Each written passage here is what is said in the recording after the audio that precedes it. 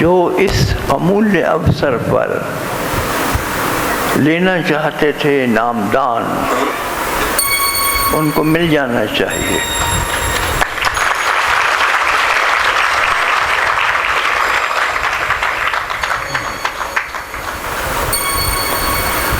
सब नाम उसके हैं,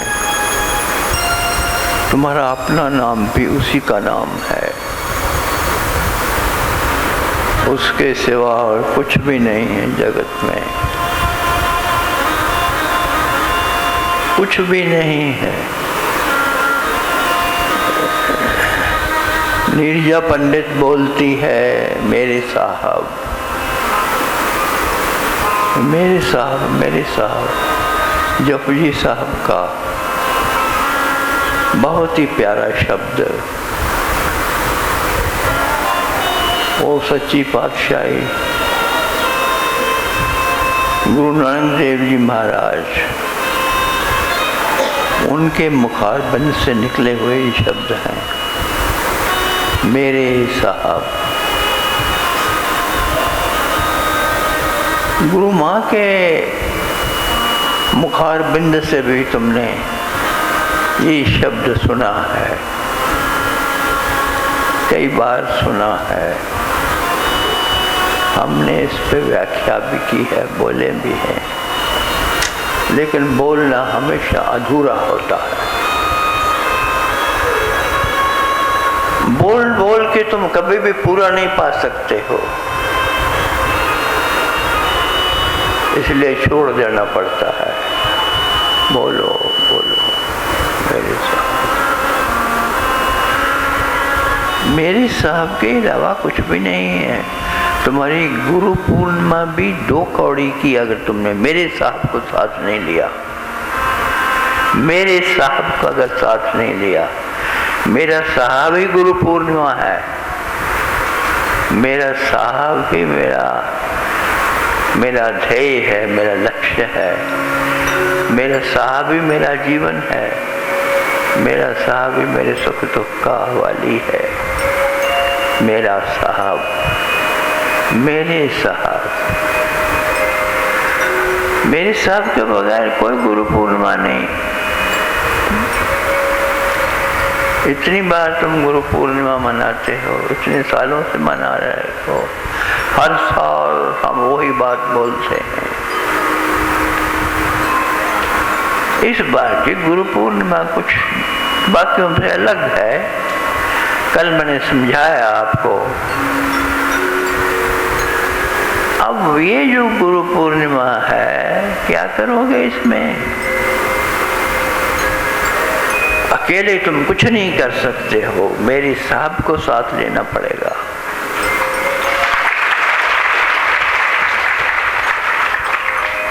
वो कहाँ है मेरा साहब?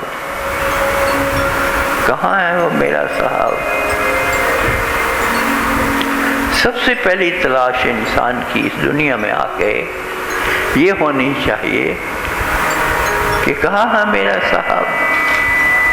क्योंकि उसको साथ ले लिया तो सब न्यारे हैं, सब बन गए, काम अपने आप बन गए, कुछ करना भी ना पड़ा।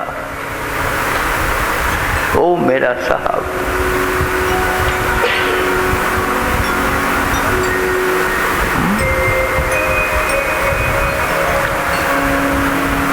जिन्होंने जीवन में प्यार नहीं किया है वो नहीं जानते। मेरे साहब कहते ही कुछ लोग अश्रु बहाने लगते हैं। मेरे साहब इतना मीठा, इतना प्यारा, ये नाम उस परमात्मा का, उस माल के कुल का, मेरे साहब।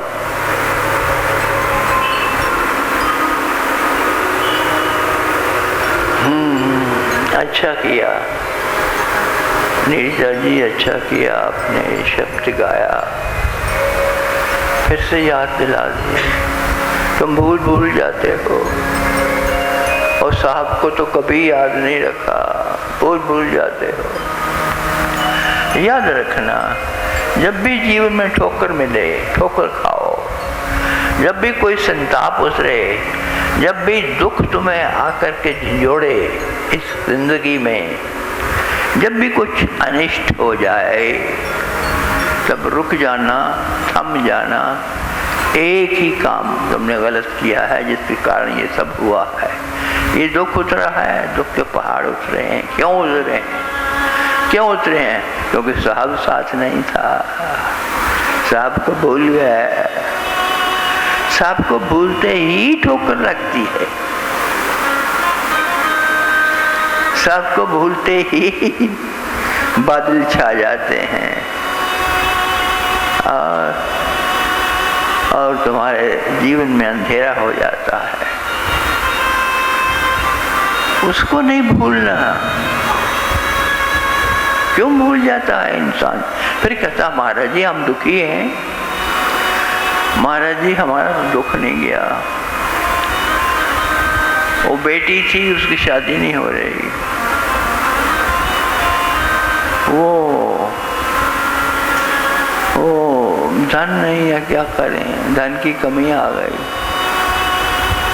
कहीं से लॉटरी खुल जाए, मिल जाए धन का अंबार और जीवन हमारा चलने लगे। ये सोचते हो, सपने देखते हो। ये सारे सपने सच हो सकते हैं। ये सारे सपने सच हुए हैं। साहब को मत भूलना। मेरे साहब को भूलना नहीं। भूलोगे जो भटकोगे। बार बार कहा मैंने, भूलोगे तो भटकोगे। तो ठोकर लगेगी, लगेगी, क्यों न लगेगी। ठोकर लगेगी, दुख आएगा, वो अनिवार्य है।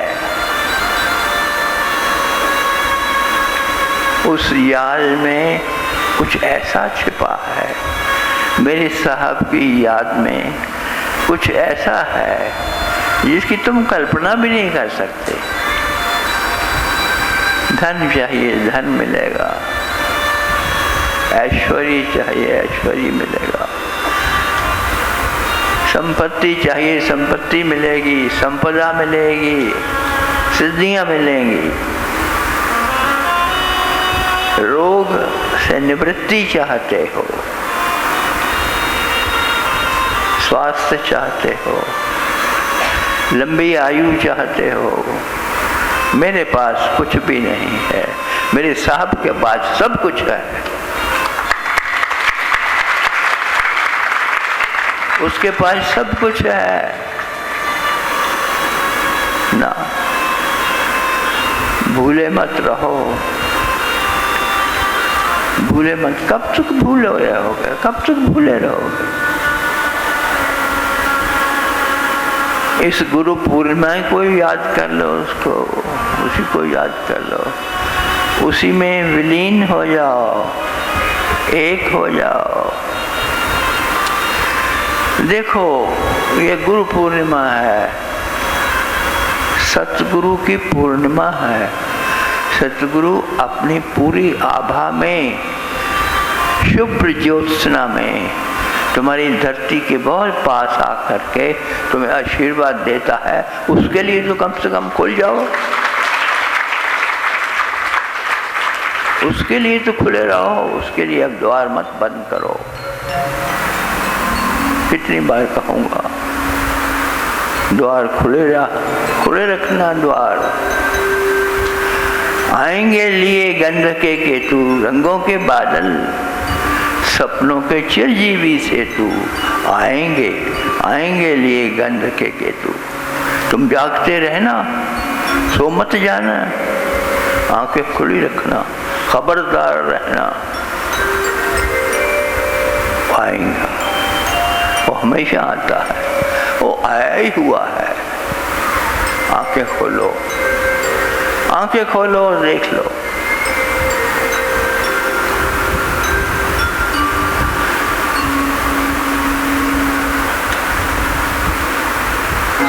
अर्जुन ने आंखें बंद कर रखी हैं। भगवान अपनी पूरी अपनी पूरी वो गाथा के साथ उतरे हुए हैं। भगवान अपनी पूरी शक्तियां लेकर के उतरे हुए हैं। भगवान भगवान परमात्मा परमात्मा वो पास है, पास से भी पास है, दिखाई नहीं दे रहा, दिखाई नहीं दे रहा। और वही भगवान कहता है आंखें खोलो अर्जुन, आंखें खोलो, देख लो।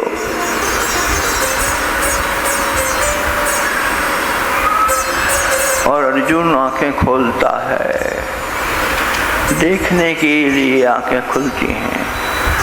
आंखें खुल नहीं पाती, क्यों रिहा जाती। वो प्रकाश पुंज, वो प्रकाश पुंज, वो आभा और वो तेज, वो सहार नहीं सकता।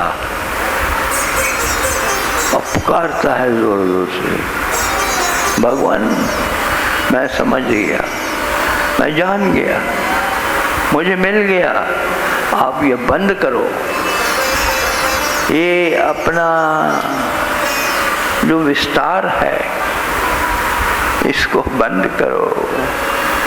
मैं छोटा सा जीव इस शरीर में बंधा हुआ, ये विराटता नहीं सहार सकता। इस विराटता, इस समग्रता को कौन ले, बंद कर लेता है अपने द्वार। वो तो सदा है।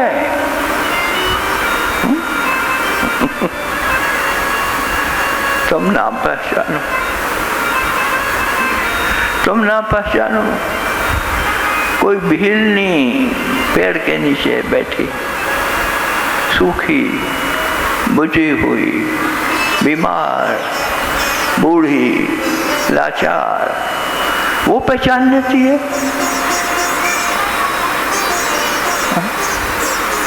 वो दूर से पहचान लेती है और पहचानते ही हवा में उछलने लगती है। हवा में उछलने, बस हो गया निष्ठा, परम मुक्त अवस्था को प्राप्त होती है। कुछ करना नहीं पड़ता, भगवान स्वयं आते हैं। तुम नहीं उनको अपने साथ ला सकते। तुम कहां से लाओगे, पहचानोगे कैसे? परमात्मा विद्यमान है तुम्हारी आंखों के सामने, तुम पहचानोगे कैसे? कौन सा तुम्हारे पास पैमाना है जिससे नाप के तुम जान जाओगे कि हाँ ये रहा मेरा सतगुरु? बहुत दुनिया है, कैसे पहचानोगे? मैं बार बार पूछता हूँ। कोई तुम्हारे पास कोई ऐसी मशीन नहीं है, कोई ऐसी कसौटी नहीं है जिस पे कस लो और कहो कि ये खरा और ये बुरा, ये बुरा, ये खरा और ये खोटा। कैसे कहोगे? तुम्हारे पास है ही नहीं, वो कसौटी नहीं है। तो हर इंसान इस जगत में जिसको ढूंढ रहा है वो मिलता नहीं है। वो मिल जाए, वो मिल जाए तो तुम्हारे सारे ख्वाब जो किसी जन्म में तुमने लिए थे वो सब सिद्ध हो जाए, वो सब पूरे हो जाए। ऐसा सदा से होता आया है, होता आया है। तुम न जान पाओगे, तुम न जान पाओगे। इसलिए मैं कहा करता हूँ कि भक्त नहीं भगवान को ढूंढ लेता, भगवान ही भक्त को पकड़ लेता है, उठा लेता है।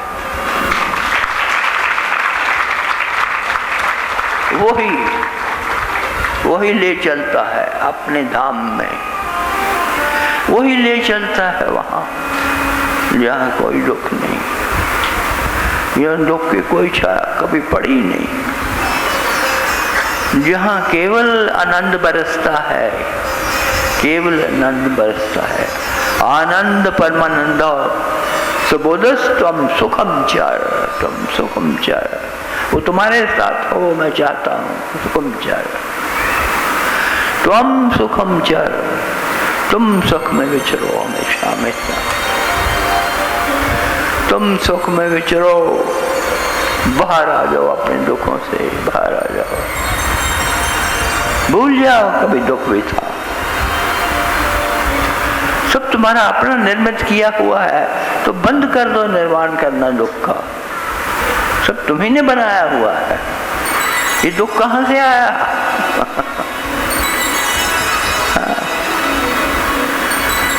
पार्वती पूछती है भगवान, अपने भगवान शिव से, आदि गुरु जिसका जिक्र माँ ने अभी भी किया, वो आदि गुरु जहां से गुरु परंपरा चली, भगवान शिव 15,000 कम से कम 15-16,000 पहले, अब से तुम थे, तुम तब भी थे, तुम आज भी हो, तुम कल भी रहोगे। किसी जीव का नाश नहीं होता है, कोई मरता नहीं है। ये पदार्थ है, ये जाता है, इसने जाना है। मरता कौन है? जो मरण धर्मा है, जिसका धर्म मरना है, वो मरता है। ये फूल मरते हैं, खिले थे मुरझाएंगे। ये शरीर अब है, कल नहीं है, ये सदा से होता आया है। इसको सच मान के, इसको सच्चाई की परंपरा में सबसे ऊंचा मान करके चलो।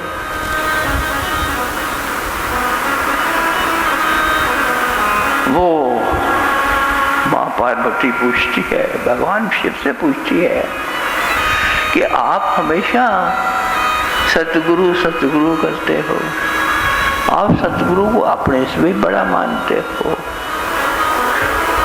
बात क्या है? हम तो 3 ही तत्व जानते हैं। पार्वती बोलती है, हम तो 3 ही तत्व जानते हैं।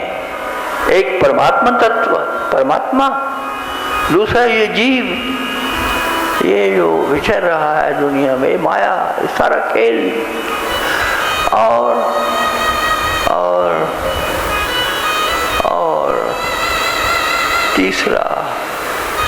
तीसरा कौन है? तीसरा कौन है?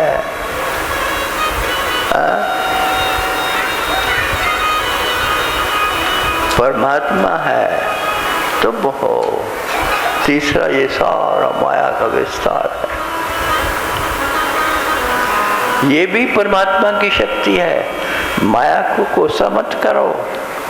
ये जो भी तुम्हारे सामने सृष्टि में हो रहा है, सब माया का खेल है, और ये भगवान की ही जड़ शक्ति है। जड़ है, लेकिन शक्ति उसी की है, और कुछ नहीं हो सकता। उसी की शक्ति है। तो पार्वती कहती हैं, हम तो 3 ही जानते हैं, ये चौथा गुरु तत्व कहाँ से आ गया? क्यों आ गया? आपके होते हुए, परमात्मा के होते हुए। तो वो परमात्मा रूपी भगवान शिव बोलते हैं, ये तुम्हारे स्कंद पुराण में लिखा हुआ है। वहाँ लिखा हुआ है, जो शिव पार्वती का संवाद है, उसमें सबसे पहले वो यही बोलते हैं जो तुम रोज बोलते रहते हो यहाँ पर, गुरु ब्रह्मा गुरु विष्णु गुरुदेवो महेश्वरः, गुरु साक्षात पर ब्रह्म। ब्रह्मा नहीं, नीरज तुम्हें नीरजा तुम्हें कह रहा हूँ, ब्रह्मा नहीं, ब्रह्मा और है। ब्रह्मा एक शक्ति है परमात्मा की, ब्रह्म स्वयं परमात्मा है। ब्रह्म ब्रह्मैव तेन गंतव्यम, ब्रह्मैव तेन गंतव्यम।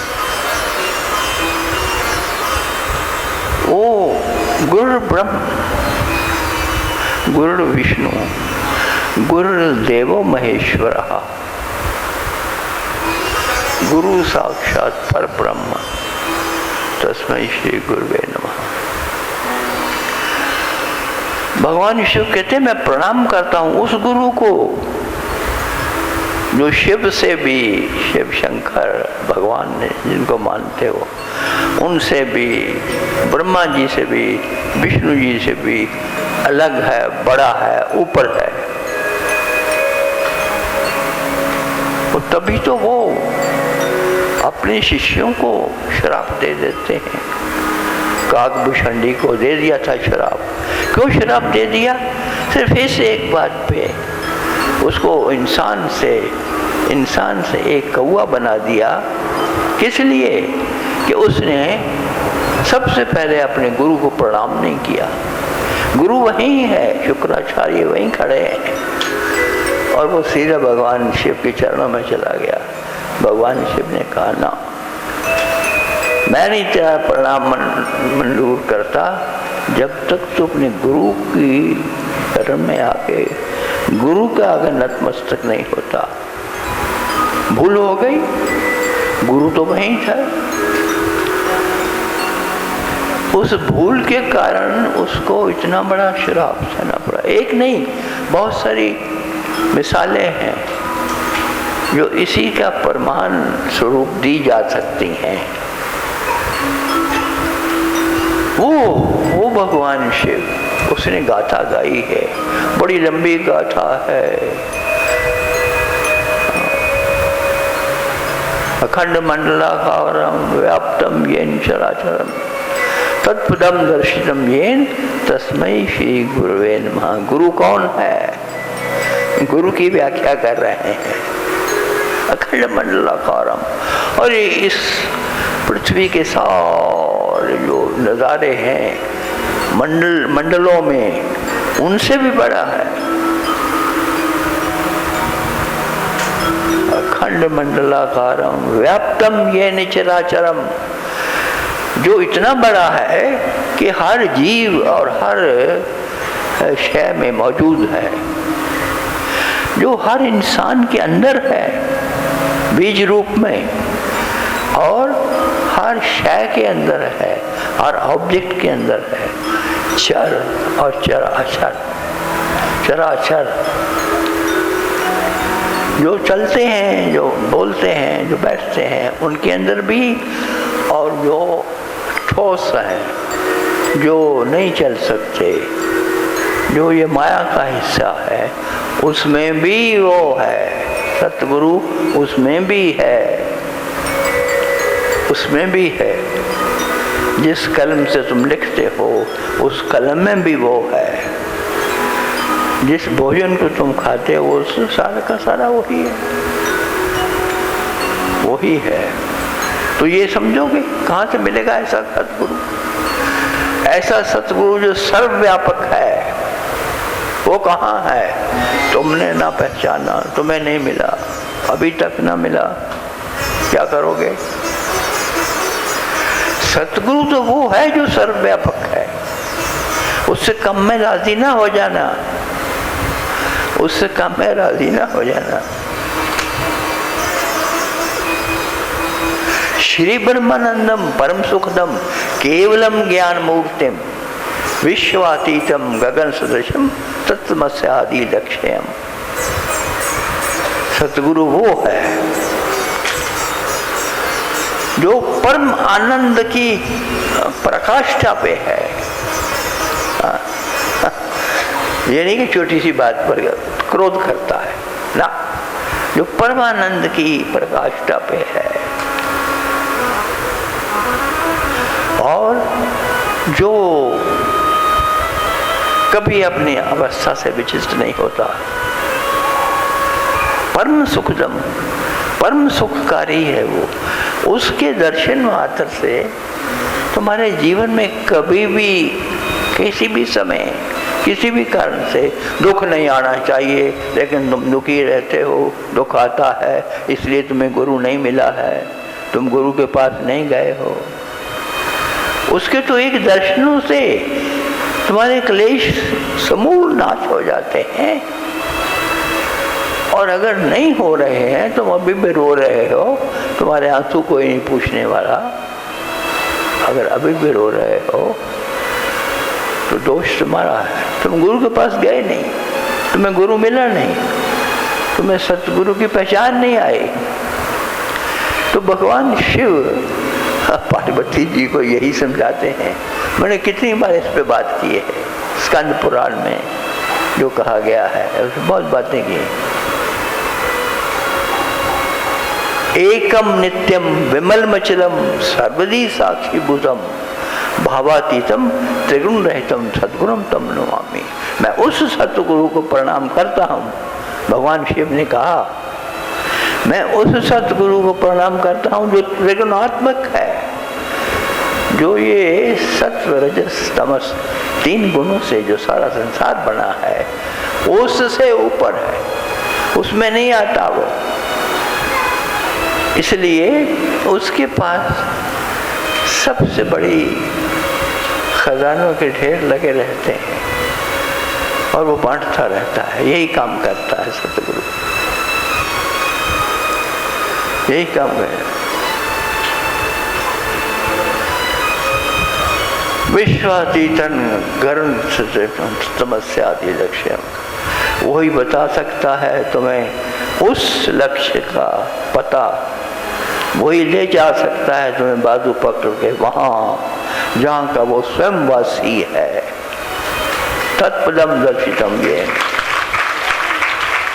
तत्पदम दर्शितम येन तस्मै श्री गुरवे नमः।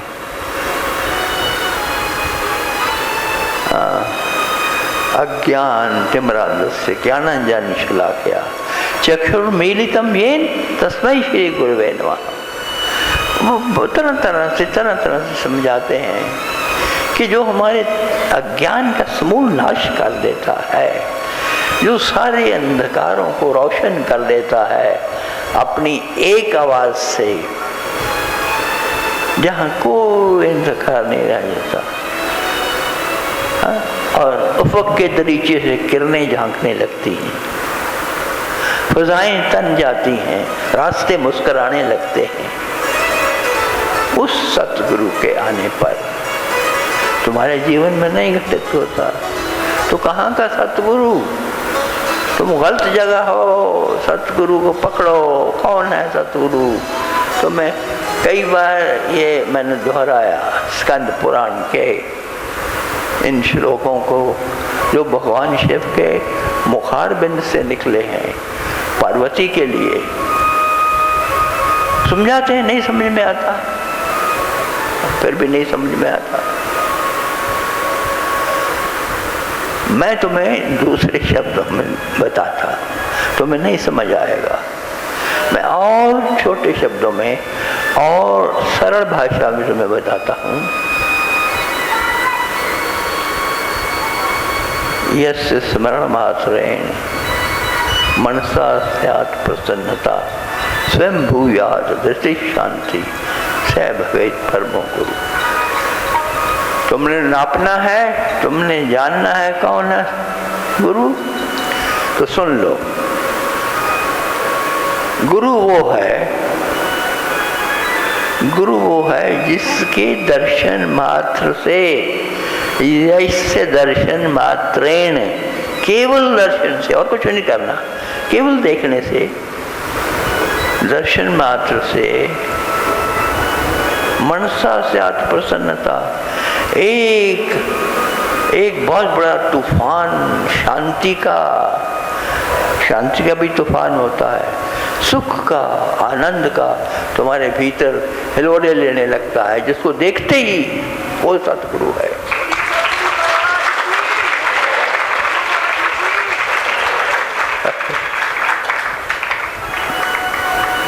दूसरी पहचान दे देता हूँ, यस्य स्मरण मात्रेण देहि दुखाद विमुच्यते। जिसके केवल स्मरण करने से, कि जिसको केवल याद कर लेने से तुम्हारे सारे दुख, देह के और देह के पार के, बाहर के और भीतर के सब विनाश हो जाते हैं केवल नाम से, केवल नाम से। वो है सतगुरु। तुम पहचान मांगते रहते हो। मैं कोशिश करता हूँ, मेरे पास कोई पैमाना तो नहीं है तो मैं फरमाइश कर लेना कौन मुकम्मल है, कौन नहीं मुकम्मल, कौन सतगुरु है, कौन नहीं है। लेकिन ये छोटी छोटी जो चीज़ें मैं तुम्हें बता रहा हूँ, इनसे तुम्हें पता लग जाएगा गुरु कौन है, सतगुरु कौन है। किसके पीछे इतना समय बर्बाद कर रहे हो? इतने लंबे लंबी जगह से दौड़ के, ट्रेन से, हवाई जहाज से, कारों से चले आते हो, लेकिन किसके पास जाते हो? ये सवाल कर लो पहले अपने आप से। क्या तुमने सतगुरु को पहचान लिया है? क्या तुमने जान लिया है? गुरु वो है जिसके संपर्क में आते ही यस्य संपर्कात परानंदो अभिजायते, जो आनंद से भी ऊपर आनंद है, परमानंद है, वो परमात्मा से मिलता है, जो वो तुम्हारे अंदर उतर आए, जिसको देखने मात्र से, वो है सतगुरु। बार बार बार बार हम समझाते हैं, सतगुरु सड़क पे बैठा जूते नहीं बना रहा, हो सकता जूते भी बना रहा हो कभी, लेकिन तुम उसको ऐसे मत समझना। सतगुरु तक पहुंचना बड़ा मुश्किल है।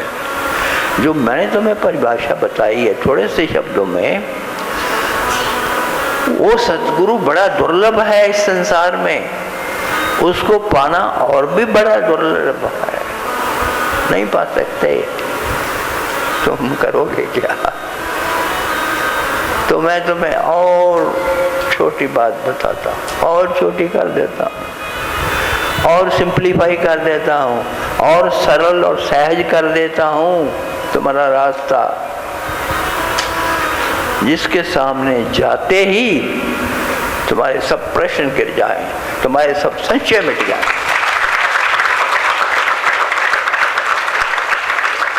इतना ही काफी है। लेकिन देह के दर्शन मत करना। तो मुश्किल ये है, अड़चन कहाँ आती है कि तुम गुरु के दर्शन नहीं कर पाते, तुम किसी शरीरधारी को देख करके आ जाते हो। शरीर के दर्शन होते हैं, शरीर के पार का नजारा तुम्हें पता नहीं।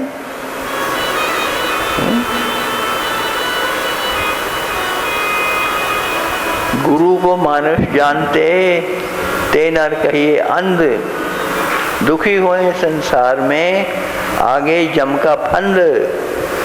गुरु किया है देह को सतगुरु चीना नहीं, कहें कबीर तादास को तीन ताप भरमाए। जिसने शरीर को, किसी शरीर में बैठे हुए इंसान को गुरु बनाया हुआ है, उसके जीवन में दुखी दुख होगा, तीन तापों से वो दुखी रहेगा। दैहिक ताप, मानसिक ताप, आत्मिक ताप। ताप तो और भी होते हैं। तो सब दुखों से ग्रस्त रहेगा वो इंसान जो असलियत ना समझ करके, सतगुरु का साथ ना ले करके, सतगुरु के अमृत को ना पी करके, जो केवल शरीर देखता है और शरीर मानता है और चला जाता है। मानुष जानते। कबीर साहब ने कह दिया कि गुरु को मानुष जानते ते नर कहिए अंध। अंधे हैं वो लोग, उनको कुछ नहीं मिला हुआ, देख नहीं पाते। वो शरीरधारी को गुरु बना रखा है ना, वो नहीं है। अब तुम कहोगे हमें दृष्टि नहीं मिली हुई, हम कैसे देखें उस रूप को? सतगुरु ही देता है दृष्टि। तुम सब कुछ भूल करके अगर केवल उसके निमित्त मात्र हो जाओ, समर्पित चित्त से पूर्ण श्रद्धा से, तो भी घटना घट जाएगी, तो भी घटना घट जाएगी तुम्हारे जीवन में।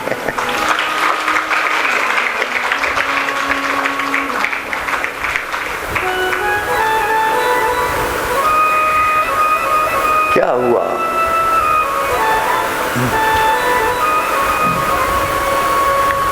क्या हुआ?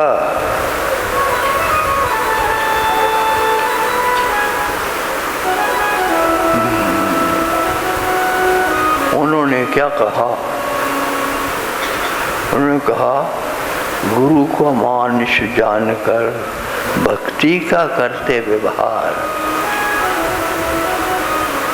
सो नर मूर्ख है, मूढ़ है, कैसे जाए भर पार, कैसे जाए भर पार। ये दुखों का, संतापों का संसार तुम कैसे लांघ सकते हो, कैसे पार हो सकते हो? वहाँ भी जहाँ जाओगे वहीं भी दुख मिलेगा, जहाँ जाओगे वहाँ भी गलतियाँ होंगी, वहाँ भी ठोकरें मिलेगी, क्योंकि मूल में भूल हुई है। भूल कहाँ हुई है कि सतगुरु को ही नहीं पहचाना।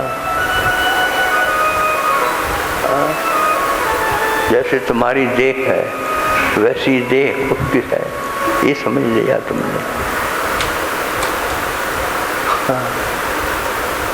अब मैंने तुमसे कहा कि जिसके पहली बार देखते ही तुम्हारे सब प्रश्नों का अंत हो जाए, वो गिर जाए और तुम्हें धृति, शांति, धैर्य मिल जाए उसी वक्त, वही तुम्हारा गुरु है, वही तुम्हारा गुरु है। दूसरी बात और सिंपलीफाई कर देता हूँ, और सिंपलीफाई कर देता हूँ, और इसको छोटा कर देता हूँ।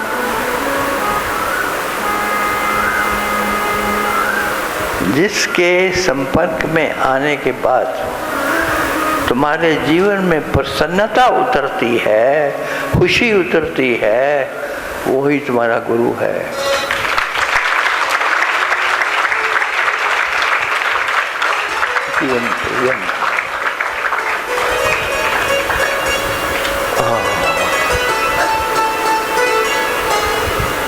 और प्रसन्न चित्ते परमात्मा दर्शन। तुम कहते हो परमात्मा नहीं मिलता, मैं कहता हूँ सबसे पहली बात है कोमल चित्त दया मन धारो, तब परमार्थ की खोज लगाना। तुम चले हो परमात्मा को पाने, क्या कोमल चित्त है? चित्त की कोमलता का अर्थ है कि क्या तुम करुणा से भरे हो सारे संसार के लिए, एक एक जीव के लिए? क्या तुम तड़पते हो अगर वो दुख में है तो? क्या तुम्हें एहसास होता है इस बात का कि तुम जाते हो यहाँ से गाड़ी में बैठ के, तुम्हारे पास ही कोई भिखमंगा बैठा है, वो खाना ही नहीं खाया उसने कई दिनों से, भूखा प्यासा बेचारा मांग रहा है, तुम दुत्कार करके निकल जाते हो। फिर तुम कहते परमात्मा मिल जाए, हाँ? फिर कहते हो परमात्मा मिल जाए महाराज जी। जाओ पहले जाके उस भूखे नंगे को अन्न दो, उसकी सेवा करो जो अभी तक नहीं कर पाए। परमात्मा नहीं मिलता है। कोमल चित्त दया मन धारो, दयावान बनो, करुणामय बनो। और मैं तो कहा करता हूँ कि करुणा दया तो है जिसमें सिंपैथी करते हो, तुम दूसरों के साथ सिंपैथाइज करते हो। उसका नुकसान हो गया या कोई किसी की मृत्यु हो गई उसके घर में, तो जाके अफसोस कर आते हो, ये सिंपैथी दिखाते हो उसके साथ। एक प्रकार से सहानुभूति, जिसको हिंदी में सहानुभूति कहते हैं। लेकिन एक समानुभूति है, तुम्हें मैंने कहा पहले भी, सहानुभूति से आगे का एक शब्द है समानुभूति। जैसा उसको हुआ है वैसा ही आपको हो जाए। वो होता है सेवा करना। सेवा में उतरते हो लेकिन सेवा जानते नहीं हो। सेवा का जो अर्थ है कि वही हो जाओ जिसकी सेवा कर रहे हो। न तू रहे न मैं रहे, तू और मैं का फासला मिट जाए, एक ही हो जाए, एक ही हो जाए। हम तो एक एक करी जाना, दो ही कहे तिन्हीं को दोज़ख जिन नाहन पहचाना। एक ही चंदा, एक ही शक्ति, एक ही गुरु, एक ही संसार का मालिक, एक।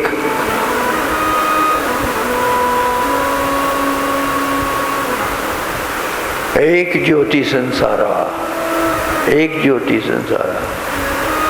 तुम यहाँ इतने सारे बैठे हो, तुम्हें इस बात का ख्याल होना चाहिए कि मेरी श्वास तुम्हारे अंदर जा रही है, तुम्हारी श्वास मेरे अंदर आ रही है। फर्क कहाँ रह गया? दो का फर्क कैसे रह गया? मैं तू हो रहा हूँ, तू मैं हो रहा है। आज के विज्ञान ने ये बात सिद्ध कर दी, वैज्ञानिक आधार पर सिद्ध कर दी कि हर इंसान का जो हार्ट है, ये दिल, वो दूसरे का बन रहा है। दूसरे का दिल तुम्हारा बन रहा है। तुम दौड़ के नहीं जा सकते, कहाँ जाओगे? ये सब एक है। परमात्मा ने कहा एक हुआ हम बहुश्याम। मैं एक था, एक हूँ, एक ही रहूँगा, लेकिन मैंने अपने आप को बहुतों में बांट लिया। इस सब दुनिया का नज़ारा, मैंने अपने आप को जगह जगह जगह जगह जगह टुकड़ों में बांट लिया। मैं ही हिंदू हूँ, मैं ही मुसलमान हूँ, मैं ही सिख ईसाई हूँ, मैं ही ब्राह्मण हूँ, मैं ही वैश्य हूँ, मैं ही शूद्र हूँ, मैं ही क्षत्रिय हूँ, मैं ही जाट हूँ। तुम अपना अपना फर्क डाला है। नहीं ना, मैं वो हूँ, मैं वो हूँ, मैं वो। लोग गोत्र तक बताने लग जाते हैं अपना। कहाँ का गोत्र, कौन सा मजहब? परमात्मा ने कहा एक हो हम बहुश्याम। अरे मेरे से निकले हो, मैं एक हूँ, एक ही वो बसता आप में। एकत्वम अनुपश्यता यस्मिन् सर्वाणि भूतानि आत्मैव अभूत विजानता तत्र क्या मोहाय क्या शोका। एकत्वम अनुपश्यता, एक ही, एक ज्योति संसारा, एक ही पानी, एक ही चंदा, एक ज्योति संसारा। तुम एक से आए हो, दो हो नहीं। दो अपने आप ऐसे ही बना लिया तुमने, है? और उसी का झगड़ा है, मैं और तू, मैं और तू। न मैं है न तू है, बस वो है, केवल वो है। छोड़ो ये झगड़े मैं और तू के, हिंदू मुसलमान के। ये बखेड़े अज्ञान से निकले हैं, अज्ञानता की घोर गहराइयों से निकले हैं। ये ना, ऐसे ना चलेगा। असली बात को समझो। मुझे याद आ रहा है 1975 में, सन 1975 अखबारों में तुमने पढ़ा होगा, जिन्होंने देखा है। उस समय जो थे लोग, अखबारों में बहुत ज़ोर से हेडलाइन में छपा था कि एक औरत बवेरिया में है, एक औरत बवेरिया में, और उसका नाम है थेरेसा न्यूमैन। वो क्रिश्चियन है, वो ईसाई है और जीसस क्राइस्ट को ही मानती है, उनकी परम भक्ता है। और उस कारण क्या होने लगा, उसको हर शुक्रवार को उसके दोनों हाथों में छेद हो जाते हैं और खून रिसने लगता है। दोनों पैरों पे छेद हो जाते हैं, वहाँ से खून रिसने लगता है हर शुक्रवार को। 30 साल से ये हो रहा है। आपको पहले भी मैंने जिक्र किया है। और दूसरे ही दिन वो सब मिट जाता है, ना वो छेद रहते हैं, ना वो निशान रहता है, निशान भी नहीं बचता। ऐसा तादात्म्य है जीसस के साथ, अपने भगवान के साथ ऐसा तादात्म्य है कि मैं तो हूं नहीं, मैं बचा नहीं, मैं वो हो गया, वो हो गया। ताकस न गोअद बादजी मन दिगरम तो दिगरी, ताकि बाद में कोई ना कह सके कि तू और है वो और है। ऐसा एक ऐक्य हो गया, एक तादात्म्य हो गया, ऐसा जबरदस्त। ये हमने भी देखा है। गुरु माँ ने एक दिन पहले कह दिया, ये तो कई बार किस्से हुए हैं, ये आपको सुनाया था, आप जानते हो शायद। कहा कि मेरी हड्डी टूटेगी पैर की, ये भी बता दिया। और दूसरे दिन यही हुआ। हड्डी कहाँ कैसे टूटती? हम मणिकरण में थे, वहाँ पर कैंप लगा हुआ था, ध्यान शिविर लगा हुआ था, हम उसमें शामिल थे। और मैंने कहा हड्डी कैसे टूट सकती है यहाँ? खड़े खड़े हड्डी टूट गई, कड़क कड़क कड़क हो गया। उसी दिन उसी समय इन्हीं का एक भक्त है, गुरु माँ को ऐसा ध्याता है दिन रात। इन्हीं का एक भक्त है, उसका एक्सीडेंट होते होते बच गया, उसकी 2-4 हड्डियाँ टूट गईं, छोटा माइनर एक्सीडेंट रहा, मरा नहीं, वो मरा नहीं, अपने पे ले लिया इस गुरु ने वो हड्डियाँ तोड़वा दिया। और डॉक्टर कहने लगा ये मल्टीपल फ्रैक्चर है, ये मल्टीपल फ्रैक्चर में, इसमें एक नहीं बहुत हड्डियाँ टूटी हैं और ये तो बहुत टाइम लेगा। मैंने कहा कितना? क्या 3 महीने कम से कम लेगा। वो बहुत काबिल डॉक्टर था। अब वो विदेश में है ना, अब वो विदेश में चला गया है, हाँ ऑस्ट्रेलिया में है। बहुत काबिल डॉक्टर था। वो कहने लगा 3 महीने लगे, मैं पूरी कोशिश करूँगा। ये 4 दिन बाद बाहर आ गई, 4 दिन बाद बाहर आ गई और चलने लगी। कुछ दिनों बाद फिर सत्संग था, उसमें शामिल हुई है और लोग हैरान, तो आप उठाए, आप हो गए, हमने तो सोचा गया मामला। ये मामला जानने के लिए बहुत दुनिया कोशिश करती है, सोचती भी है। ऐसी विचारधारा न रखो, तुम्हें नुकसान होगा, खबरदार तुम्हें रहना चाहिए। ऐसी विचारधारा न रखो, उसको विधायक बनाओ, उसको पॉजिटिव बनाओ, उसको ऊंचा करो, हर एक का भला मांगो, हर एक का भला मांगो, तब भला होगा आपका। जो स्वयं के बैंकों में पैसा डालना चाहते हैं, वो तब डालेगा जब दूसरे के बैंक भर दोगे। नहीं ख्याल आता, मैंने अपना बैंक भरना है। यही तो एक गहरी रहस्य की कुंडी है, जो समझ में आ जाए तो तुम्हारा कल्याण सदा सदा के लिए हो जाएगा, सदा सदा के लिए।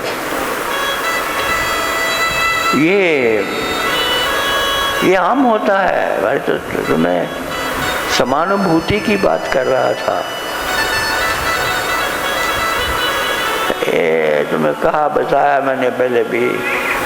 ये हमारे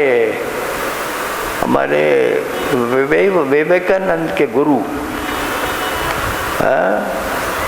स्वामी,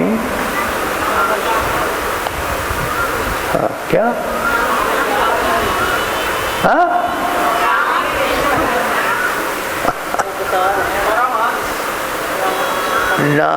नाम तो सुन लेते हो,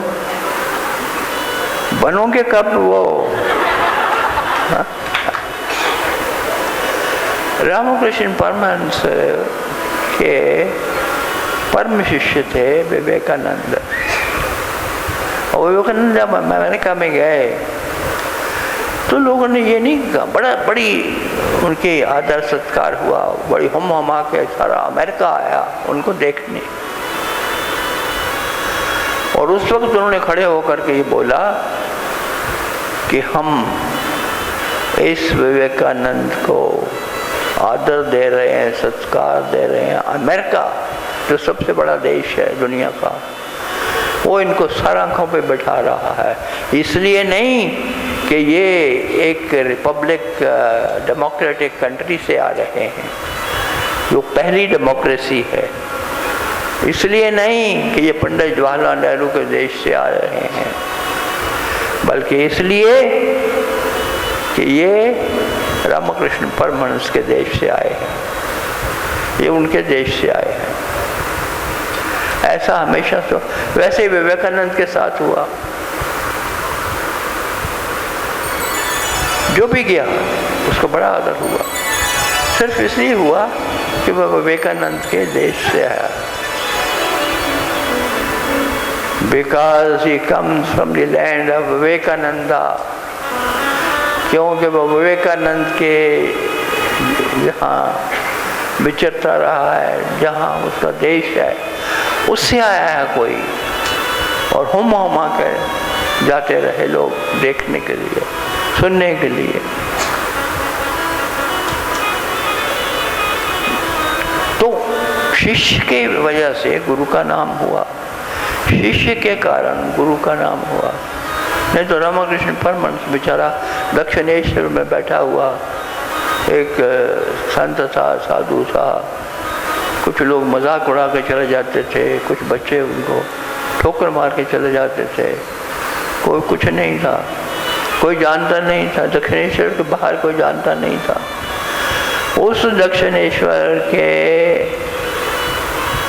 जो रामकृष्ण परमहंस थे, परमहंस हमने बाद में उनको कहना शुरू किया, वो परमहंस थे। परम संत से भी ऊपर की उपाधि है परमहंस। तो वो एक दिन गंगा पार कर रहे थे नौका में बैठ के, साथ ही है थोड़ा सा ही फासला है। तो गंगा पार रोज वो तो नौका चलती थी दक्षिणेश्वर में, उस पार से दक्षिणेश्वर में कई नौकाएं चलती रहती थी सारा दिन, क्योंकि लोग आते थे जाते थे। बाजार वहाँ था, तो उस बाजार से खरीद करने के लिए, जो दक्षिणेश्वर में रहे हैं उनको पता होगा। वो एक दिन नौका में बैठे नौका पार कर रहे थे और एकदम उठ के चिल्लाने लगा, मुझे मत मारो, मुझे मत मारो, मुझे मत मारो। तो जितने नौका में बैठे हुए लोग थे वो हैरान हुए कि ये क्या हो गया।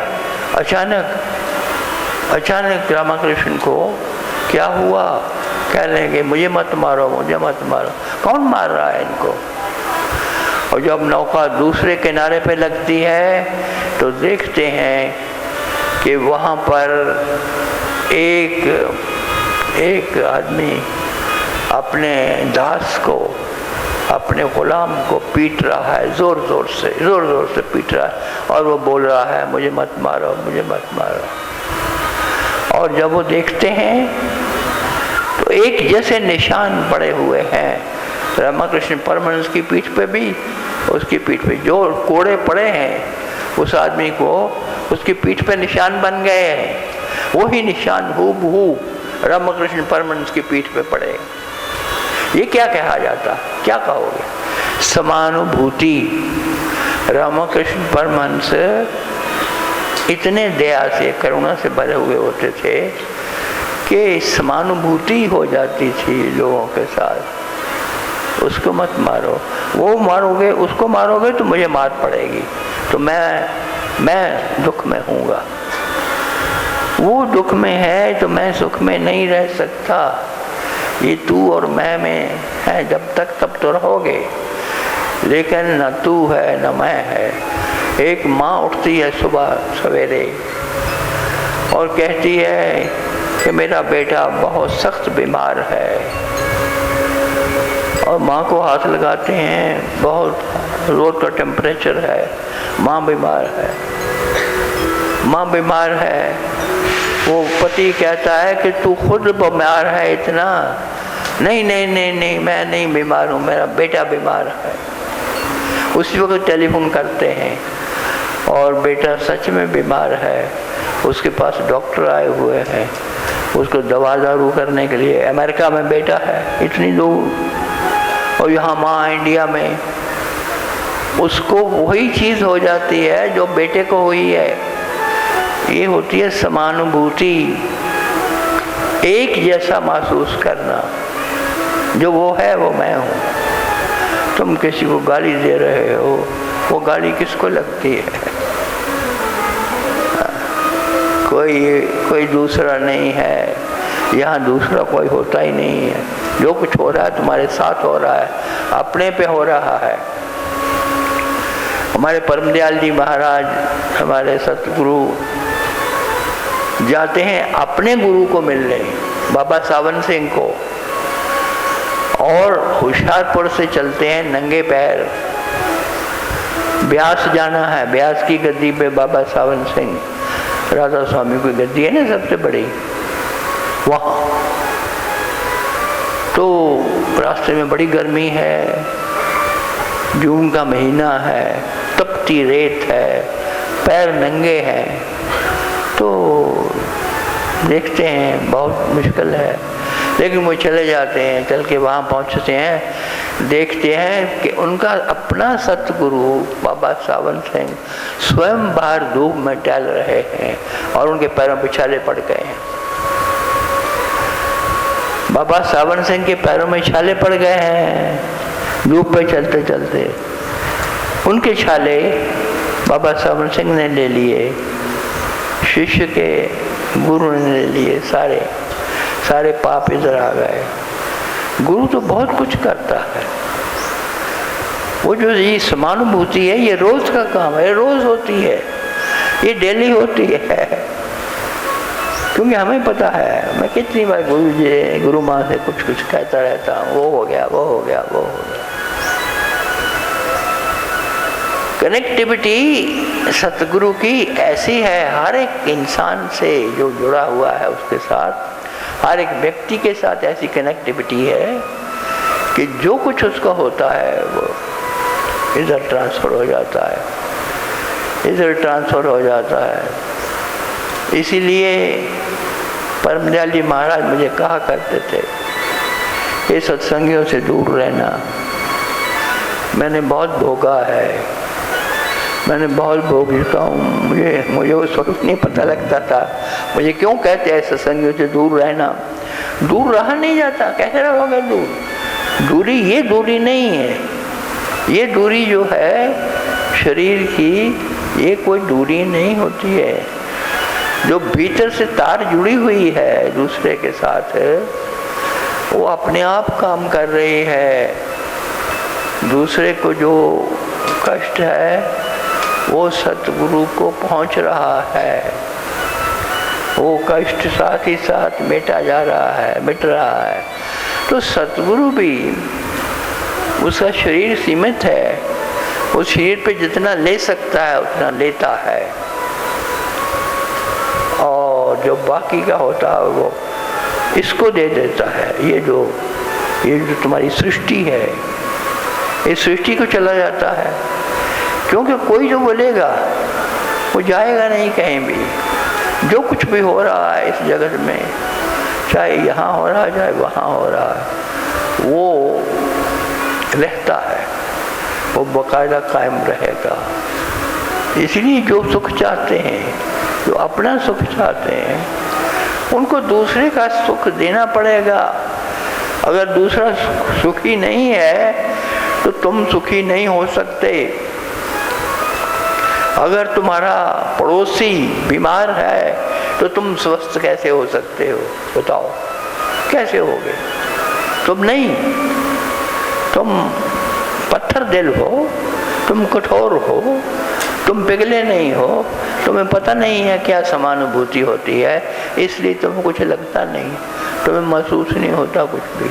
दूसरे का दुख है, तुम भागते हो वहाँ से, दूसरे के दुख से भागते हो। वो तुम्हारा ही दुख है, लौट के एक दिन तुम्हारे ऊपर ही आने वाला है। ये देखो इसको, ये कीमिया कैसे चलती है। बहुत इसके ऊपर वैज्ञानिकों ने भी रिसर्च किया, ये इन्होंने डॉक्टरों ने बहुत इस पर रिसर्च हो चुकी है। और सिद्ध यही होता है कि हम अकेले नहीं हैं, हम सारा संसार है, सारा संसार है। इसीलिए हमने नारा दिया वसुधैव कुटुंबकम, वसुधैव कुटुंबकम। ये सारी वसुंधरा, ये सारा संसार मेरा ही परिवार है, मेरा ही परिवार है, मैं ही हूँ। इसलिए कोरे मत बनो, पीछे मत खड़े हो जाओ, सीने पे लो, अपने सीने पे लो चोट दूसरे को लग रही है, तब तुम इंसान हो, तब तुम इंसान हो।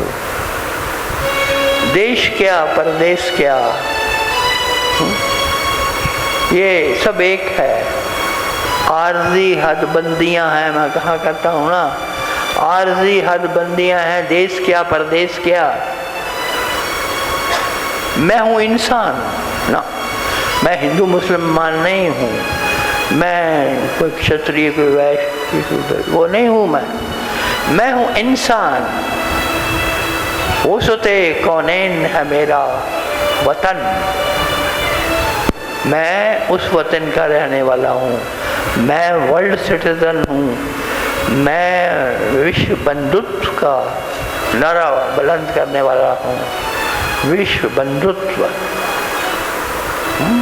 ये वसुधैव कुटुंबकम, ये सबसे पहले आदिकाल से हिंदुस्तान से उठा है ये सबक, और सबसे बड़ा सबक है। बुद्ध आए तो उन्होंने दिया, राम आए तो उन्होंने दिया, कृष्ण आए तो उन्होंने दिया, सबने यही सबक दिया है। सबक एक ही है, तुम दयावान बनो। इसलिए कह दिया ना मलूकदास ने, अपना सा दुख दूसरे का जाने, अपना सा दुख सबका माने, तो ही मिले अविनाशी, तो ही मिले अविनाशी। परमात्मा तब मिलता है जब तुम सबका दुख जो है वो अपना समझो, अपना समझो, सबका दुख अपना सा माने, तो ही मिले अविनाशी। तब अविनाशी के दर्शन होते हैं, तब परमात्मा के दर्शन होते हैं। सब उसके बनाए हुए बंदे हैं। तूने कह दिया ये काला है, ये गोरा है, मैं तो गोरे के साथ शादी करूँगा, मैं तो काले से नहीं करूँगा। क्यों? ये दूरियां जब तक बनी रहेंगी तब तक कलेश रहेगा, तब तक दुख भी रहेगा। ये दूरियां जब समाप्त हो जाएंगी तो फिर कोई कलेश नहीं, कोई दुख नहीं, कोई रोग नहीं, कोई शोक नहीं, कोई बीमारी नहीं, कोई लाचारी नहीं। फिर तुम बादशाह हो, फिर तुम बादशाह हो। उसते कौनैन, उसते कौनैन है मेरा वतन। तुम्हारा वतन सारा ब्रह्मांड है, सारा ब्रह्मांड। तुम सारे विश्व के सिटीजन हो। केवल मातृभूमि तुम्हारी ये नहीं है हिंदुस्तान, तुम्हारी मातृभूमि सारा विश्व है, सारा विश्व। जब ये समझोगे, यहाँ आके टिकोगे, तो परमात्मा भी झुक करके तुम्हारे फूल बरसाने लगेगा, परमात्मा भी फूल बरसाएगा।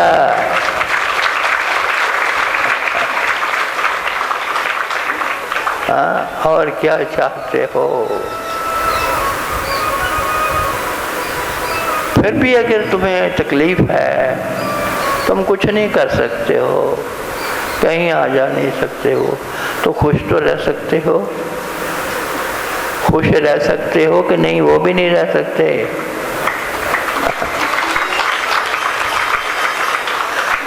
आपको पता नहीं है शायद, मैंने बहुत बार इस पे बोला है और मैंने ये सिद्ध किया है कि जो आदमी खुश रहता है, परमात्मा उसके बिल्कुल पास रहता है और उसकी रक्षा करता है। ये मैंने देखा है, इसलिए कह रहा हूँ। मैंने देखा है, मैंने देखा है, मैंने महसूस किया, मैं मानता हूँ इसको।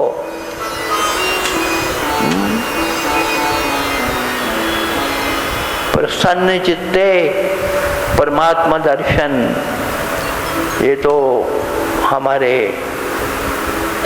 ग्रंथों का वाक्य है। प्रसन्न चित्ते परमात्मा दर्शन, प्रसन्न चित्ते परमात्मा दर्शन।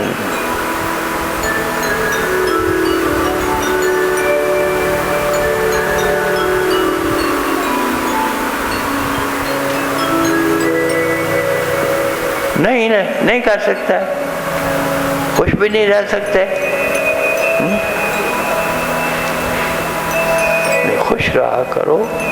देखो तुम्हारे बहुत सारे कष्ट रात के सोने में ही कट जाएंगे।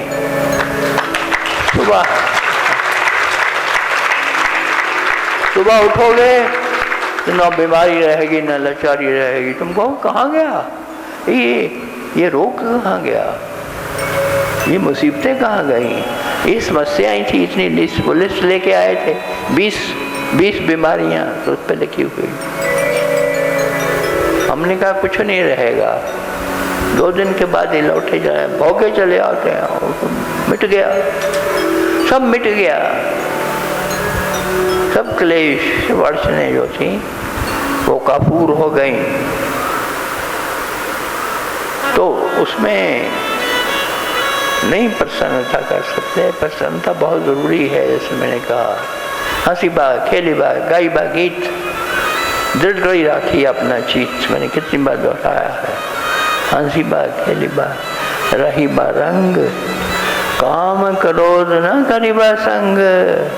लेकिन एक बात बता दूं, जो कामनाओं से त्रस्त है, जो कामनाओं से त्रस्त है, सपनों से ग्रस्त है, वो हंस नहीं पाता, वो हंस ना पाएगा। इसलिए उनसे छूटना पड़ेगा। छूटो, हंसो, जैसे भी हंसी आए हंसो।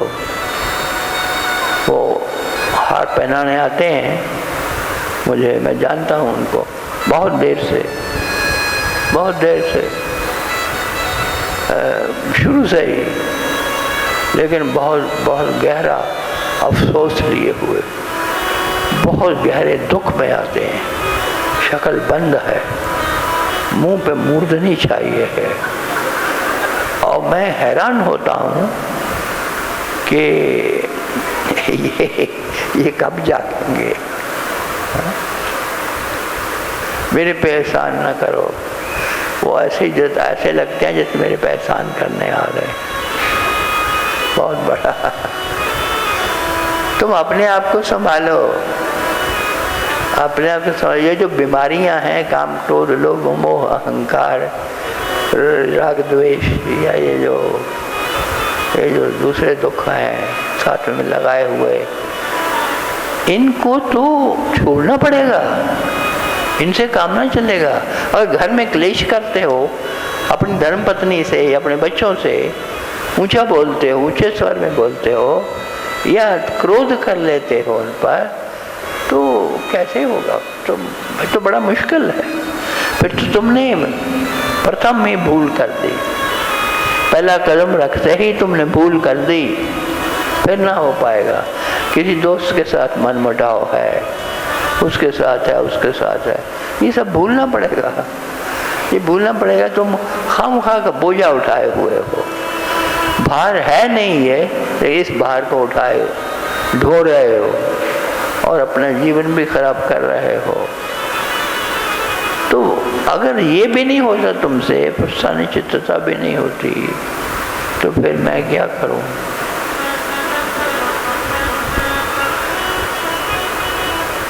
फिर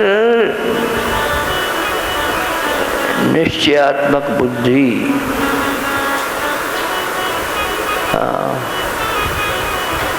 निश्चयात्मक बुद्धि, निश्चल चित्ते परमात्मा दर्शन, निश्चल चित्ते देह मुक्ति, निश्चल चित्ते मुक्ति ही मुक्ति, निश्चल चित्ते, निश्चल चित्ते मुक्ति ही। एक ये भी रास्ता है। प्रसन्नता भी नहीं आ सकती तो अपने चित्त को ठहराओ, निश्चल करो, निश्चल चित्ते जीवन मुक्ति ही। और ये अटल है जो मैं कह रहा हूं, इसको बदला नहीं जा सकता। तो चित्त भी निश्चल नहीं है, वो कौन करेगा? लोग कहते हैं महाराज जी आप करोगे, महाराज जी करेंगे। महाराज जी करते हैं जो निमित्त मात्र हैं, महाराज जी करते हैं उनका जो समर्पित चित्त है, महाराज जी करते हैं उनका जो पूर्ण रूप से श्रद्धावान है, जिनके भीतर कोई प्रश्न नहीं आ गया, जो केवल समर्पित हैं, केवल श्रद्धावान है और जिनको और कुछ नहीं चाहिए। सच्ची राह, वो चित्त, वो चित्त, वो कहाँ से लाएं चित्त? मैं आप सबको आज के दिन पे मुबारकबाद तो दे ही चुका हूँ, मुबारकबाद तो दे ही चुका हूँ, आशीर्वाद भी मैं आप सबको दे चुका हूँ। जिनको वहाँ तक नहीं भी देख पाता मैंने रोशनी कहा था करने को, ये रोशनी और कर दो वहाँ, तो पता नहीं रोशनी हुई कि नहीं हुई, लेकिन मैं देख रहा हूँ आपको सबको देख रहा हूँ और देख करके मैं आपको आशीर्वाद देता हूँ, आशीर्वाद देता हूँ कि सबसे पहले आपकी कामनाएं पूरी हों।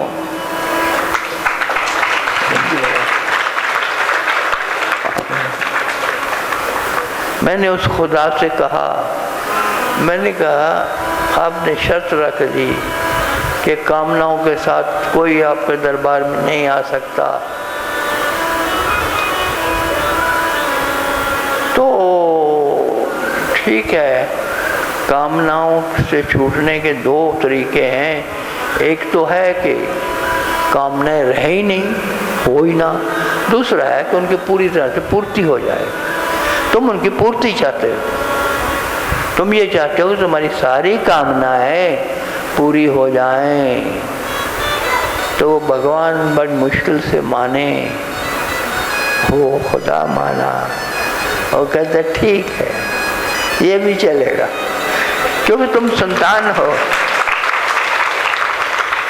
तुम उसकी संतान हो, वो तुमसे अलग कैसे रह सकता है, दूर कैसे रह सकता है, तुम्हें दुखी नहीं देख सकता। उसने ये संसार इसलिए नहीं बनाया था कि तुम्हारी कामनाएं अधूरी रह जाएं, कि तुम्हारे सपने रास्ते में डूब जाएं, कि तुम वहाँ ना पहुँच पाओ जहाँ पहुँचना चाहते हो। तुम्हारी जो चाह है वो पूरी होगी, एक एक इंसान की चाह पूरी होगी, एक एक इंसान की चाह पूरी होगी।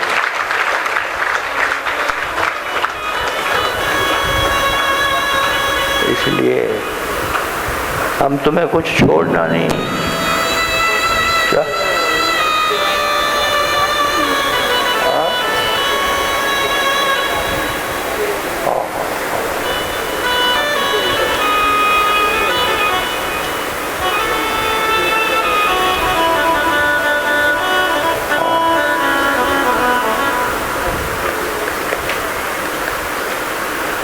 अशोक जी, माँ ने एक निर्माण किया है नया, जानते हो ना, देखा आपने? वो तीसरा कोना, एक ट्रायंगल है, उसका तीसरा कोना है वो। तो वो वहाँ पर वो लोग जो अभी तक कदम आगे नहीं बढ़ा सके,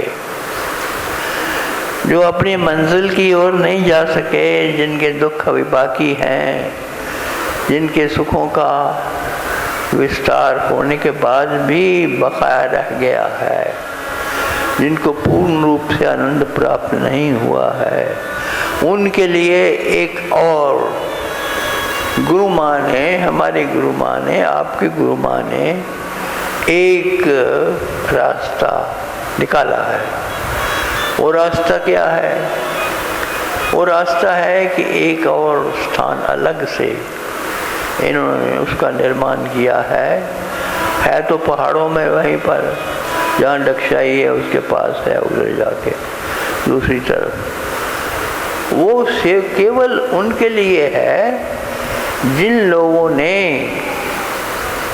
अपनी मंजिल के ऊपर निशाना मारना है। यही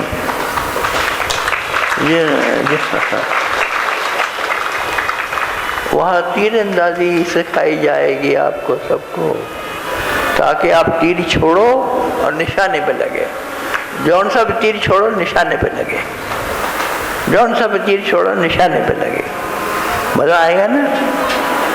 कोई भी तीर भी बेकार नहीं जाएंगे, आपके सारे तीर निशाने पे लगेंगे।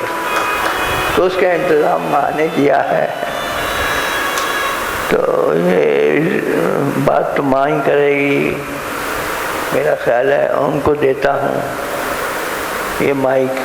ये है महाराज, ये महाराज जी जो आपको बता रहे हैं कि कुछ लोग मेडिटेशन, योग और महाराज जी के सानिध्य में बैठ कर के ये जो ध्यान क्रिया करना चाहते हैं, और अभी अभी जो मैं बात कर रही थी ना कि बीज डालने की, तो वो गुरु के सानिध्य में करें, गुरु के पास बैठ के करें तो वो ज़रा जल्दी हो जाता है।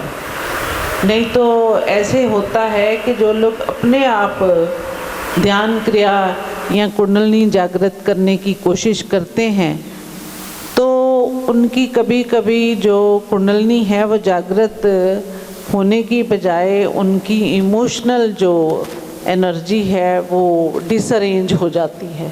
तो उसमें क्या होता है कि उसकी सुध-बुध इंसान की खो जाती है। तो इसलिए ये क्रियाएं कोई इतनी आसान नहीं हैं कि इनको बिना गुरु या बिना गाइड के किया जाए, और उस सतगुरु के बिना किया जाए जिसको जो पहले से वहाँ पहुँचा नहीं है। क्योंकि शिष्य तो शिष्य ही है ना, शिष्य को क्या पता, स्टूडेंट को क्या पता कौन सा चैप्टर पहले करना है, कौन सा चैप्टर बाद में। तो इससे पहले जो आपकी हेल्थ है, जो आपकी सेहत है, जिसमें अभी मैं बोल रही थी कि 72,000 जो नाड़ियाँ हैं आयुर्वेदा वाले उस पे काम करते हैं, उनको उन नाड़ियों को क्लियर करते हैं, क्लीन करते हैं। फिर ये जो चक्रास होते हैं इनको एक्टिवेट किया जाता है। उससे क्या होता है, आपकी जो हेल्थ है उसमें ऊर्जा का, ब्लड का और एनर्जी का संचार रहता है। तो ये सब जो है ये करने के लिए वहाँ एक कॉस्मिक लाइफ डिवाइन के नाम से अभी अभी एक आश्रम तैयार किया है।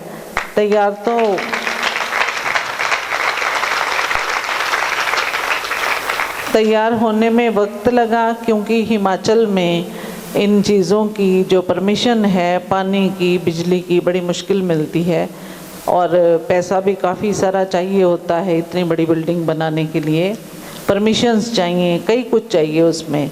तो काफ़ी लोगों का उसमें योगदान रहा उसको परमिशंस लेने में, करने में।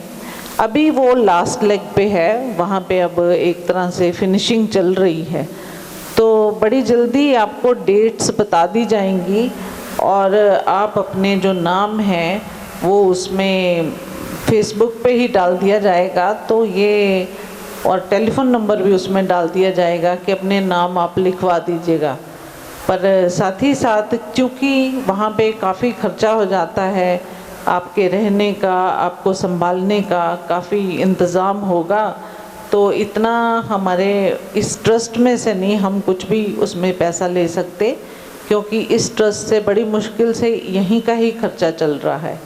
तो वहाँ पे कंट्रीब्यूशन देनी होगी और वो कंट्रीब्यूशन से 4 दिन का वो प्रोग्राम हुआ करेगा। एक दिन तो आप आएंगे तो 3 दिन का वहाँ ऑलमोस्ट स्टे होगा, या 4 दिन का रखेंगे तो ये टोटल 6 दिन हो जाएंगे, क्योंकि जिस दिन वापस जाना है तो और ये 1 वीक ही हो जाएगा। तो इसलिए ये जो कंट्रीब्यूशन है ये नॉमिनल ही होगी कि जो अफोर्ड कर सकें हम, ताकि गुरु माँ की या महाराज जी की कोई फैक्ट्री नहीं चल रही सो फार, तो इसलिए इतना पैसा तो है भी नहीं। हम थोड़ी थोड़ी कंट्रीब्यूशन करके अगर महाराज जी के साथ हमें रहने को मिल जाता है, आपके खाने का, पीने का, आपके बिस्तर का, आपकी हर चीज़ का वहाँ ध्यान रखा जाएगा। तो छोटे छोटे ग्रुप्स लगेंगे, जैसे 40 या 50 लोगों का एक ग्रुप होगा, उसमें हम ध्यान और आपकी सेहत पे भी काम होगा। आपको डाइट वही दी जाएगी जो आपके लिए सही है। तो वहाँ पर कोशिश करूँगी मैं, आपको पकौड़े नहीं दूँगी, आपको हेल्दी डाइट देंगे, सो दैट आपका जो पैरामीटर्स, आपका जो अंदर सिस्टम है गड़बड़ाया हुआ है, उसको मैं सही करने की कोशिश करूँ। तो आपको सिखा दी जाएगी कैसे वो डाइट लेनी है, कैसे करना है। तो जाकर के भी आप घरों में उसको फॉलो करेंगे तो आपको कभी भी डॉक्टर का, हॉस्पिटल का और मोस्ट प्रोबेबली टाइम के हिसाब से आपकी एलोपैथी दवाइयाँ भी छूट जाएंगी। तो इसी के साथ मैं अपनी वाणी को विराम देती हूँ। अब आरती करते हैं। कोई उठेगा नहीं, और आरती के बाद जैसे कि हम हर वक्त करते हैं, एक एक लाइन जो है वो उठेगी और वहाँ से आएगी, सब एक साथ उठेंगे नहीं। दर्शन करने के बाद वो ऑडिटोरियम के बाहर जाएंगे, ऑडिटोरियम में कोई खड़ा नहीं होगा। बार बार हम बोलते हैं लेकिन बार बार इस बात को सुना नहीं जाता, और कोशिश करके बुजुर्गों को आगे आने दीजिए। कोशिश करके उस लाइन में अगर बुजुर्ग होंगे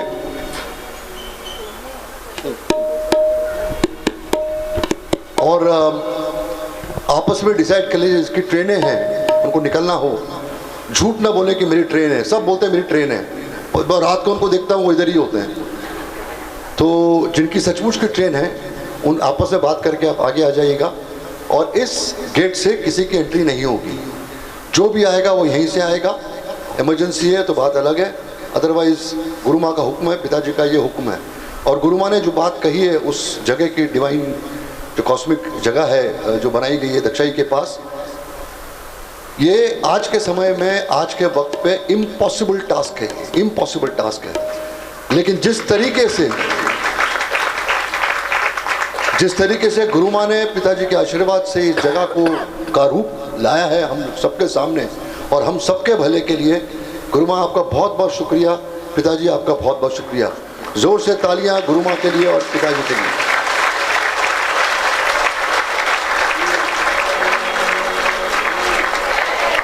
अच्छा, गुरु माँ ने कहा कि मेरी और महाराज जी की कोई फैक्ट्रियाँ नहीं चल रही। मैं हैरान होता हूँ, अरे इतनी फैक्ट्रियाँ हैं, इतनी फैक्ट्रियाँ। अभी कल ही फैक्ट्रियों वाले लोग मिलके गए, ये सब फैक्ट्रियाँ वो किसकी फैक्ट्रियाँ हैं? हाँ, वो हमारी फैक्ट्रियाँ हैं। तो फैक्ट्रियाँ बहुत हैं।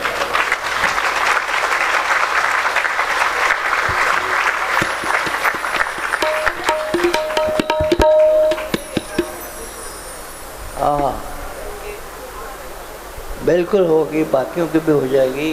की है, आप सबकी कम से कम एक एक फैक्ट्री तो हो जाए। इस गुरु पूर्णिमा पे आपको ये आशीर्वाद देते हैं, आप जो भी काम कर रहे हैं एक एक फैक्ट्री अगली पूर्णिमा तक तो हो जाए। और फिर अगली पूर्णिमा को दूसरी फैक्ट्री शुरू हो जाए आपकी। अभी तक आरती शुरू ही नहीं हुई और आप लोग खड़े गए वहां पे, कमाल है। चरण शरण की वंदना नित कोई और न काम, गुरु बसो चित आए मेरे, बख्श दो निज नाम। तेरी शरणागत हुआ अब किसकी राखूं आस, आस तो तेरी दया की जग से रहूं उदास। रूप ध्याऊं नाम गाऊं शब्द राता मन, आठों याम तेरा ही सुमिरन भाग्य मेरा धन। शीश पर निज कर कमल धर लिया चरण लगा, पतित पापी गए बाबा शरण तेरी आए। मुक्ति की नहीं चाह मन में, भक्ति प्यारी ला राधा स्वामी की दया से भाग्य पूर्ण जा। चरण शरण की वंदना नित कोई और न पाए, गुरु बसो चित आए मेरे, बख्श दो निज नाम। दाता बख्श दो निज नाम, सतगुरु बख्श दो निज नाम। बोल सतगुरु महाराज की, गुरु माँ की।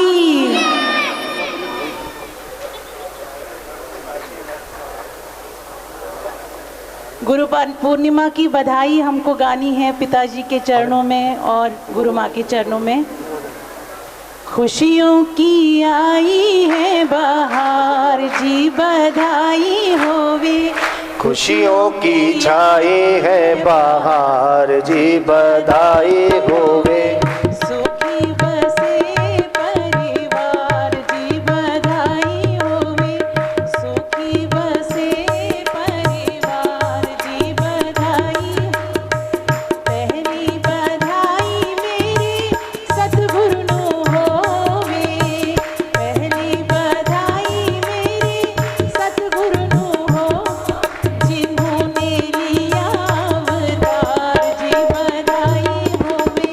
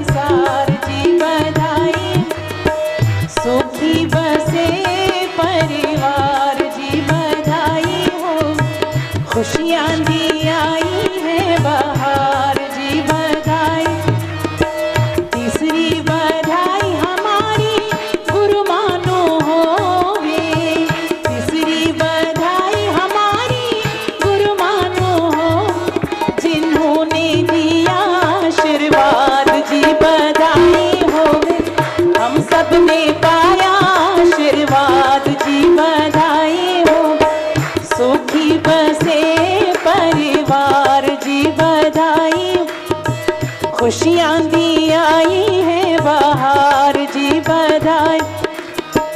चौथी बधाई सारी संगत नु होवे। चौथी बधाई सारी संगत नो होवे।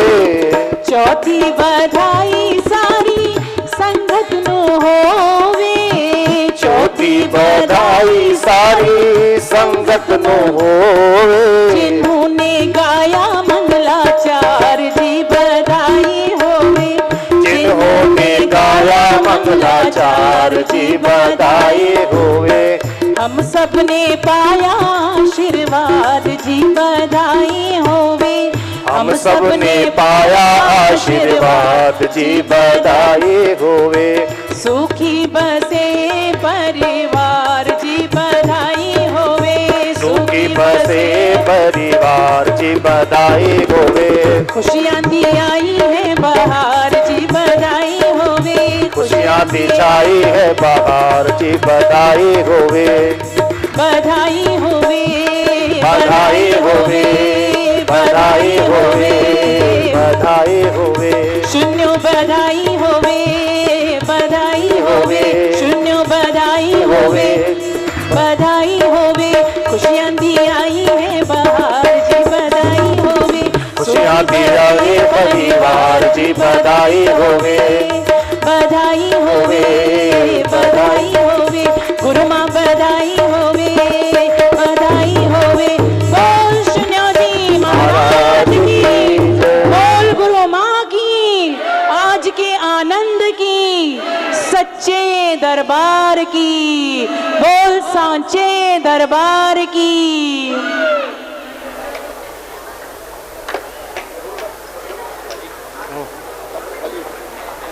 चलिए जल्दी फटाफट।